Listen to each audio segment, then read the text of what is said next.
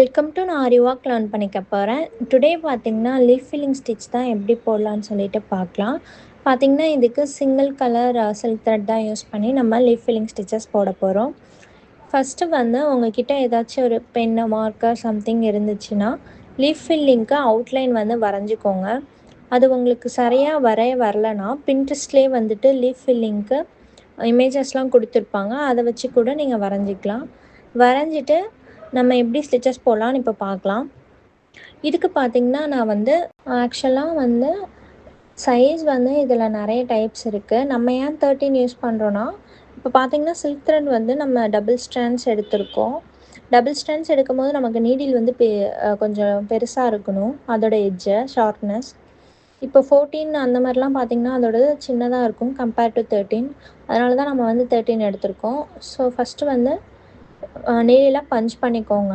மிடிலில் வேணால் மிடிலுக்கும் கொஞ்சம் மேலே ஏற்றி பஞ்ச் பண்ணிக்கோங்க. அப்புறம் உள்ளேருந்து த்ரெட் எடுத்துகிட்டு அதுக்கு ஒரு பேக் ஸ்டிச் கொடுத்துக்கோங்க. பேக் ஸ்டிச் கொடுத்துட்டு ஃப்ரண்ட்டில் வந்து நம்ம எங்கே ட்ரா பண்ணி ஸ்டார்ட் பண்ணியிருக்கோமோ அங்கே போய் ஸ்டிச் பண்ணிவிட்டு திருப்ப த்ரெட் எடுத்துகிட்டு மேலே நம்ம சைடுக்கு நம்ம எங்கே ஸ்டிச் பண்ணியிருக்கோமோ அந்த சைடுக்கு த்ரெட்டை வந்து இழுக்கும் போது நமக்கு லாக் விழுகும். அதுக்கு பேர் தான் button hole lock, button hole ஸ்டிச்சுன்னு சொல்லுவாங்க. தென் திருப்ப வந்து பேக் ஸ்டிச் ஒன்று போட்டுக்கலாம், ஸ்மால் செயின் ஸ்டிச் ஒன்று போட்டுக்கிட்டு திருப்ப அதே மாதிரி ரைட் சைட்லேருந்து ஒர்க் பண்ணிக்கலாம். ரைட் சைடில் சேம் அதே மாதிரி அந்த லைன் எப்படி ட்ரா பண்ணியிருக்கோமோ அங்கே ஒரு ஸ்டிச்சு, அதை அப்படியே இழுக்கும் போது திருப்ப லாக் ஆகிடும் பட்டன் ஹோல் ஸ்டிச் மாதிரி. தென் திருப்ப ஒரு ஸ்மால் செயின் போட்டுக்கலாம். இப்போ வந்து லெஃப்ட் சைடும் அதே மாதிரி அந்த லைன்லேயே ட்ரா பண்ண லைனில் ஸ்டிச் பண்ணி த்ரெட்டை இழுத்துட்டு லாக் பண்ணிவிட்டு திருப்ப ஒரு ஸ்மால் செயின் ஸ்டிச் போட்டுடுறோம். போட்டுட்டு கண்டினியூஸாக ரைட் அண்ட் லெஃப்ட் வந்து ஒர்க் பண்ணிகிட்டே இருக்கும். ஒர்க் பண்ணும்போது பார்த்திங்கன்னா லைனில் வந்து கேப் இருக்கக்கூடாது. த்ரெட்டு வந்து நெருக்கமாக கொடுக்குற மாதிரி பார்த்துக்கோங்க. அப்போ தான் வந்து ஃபினிஷிங் நீட்டாக இருக்கும். பார்த்தே ஒர்க் பண்ணுங்கள், பொறுமையாகவே ஒர்க் பண்ணுங்கள். அப்போ தான் வந்து ஸ்டிச் வந்து நல்லா வரும்.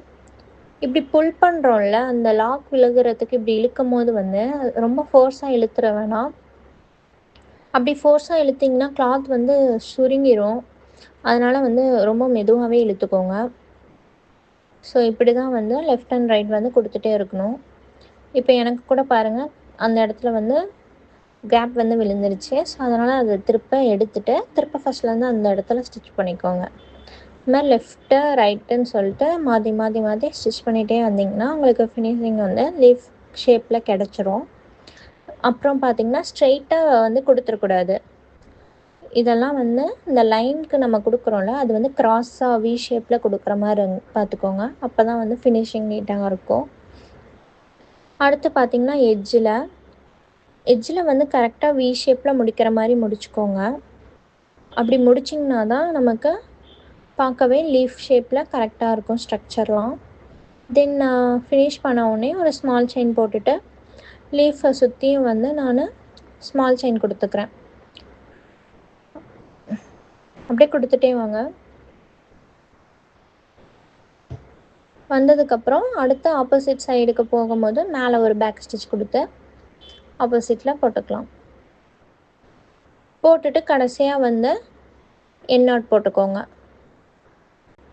இப்போ பார்த்திங்கனாலே தெரியும், ஸ்மால் செயின் ஸ்டிச்செல்லாம் போடவும் வந்து அவ்வளோ நீட்டாகவே வந்திருக்கு நமக்கு ஸ்டிச்சஸ்ஸு.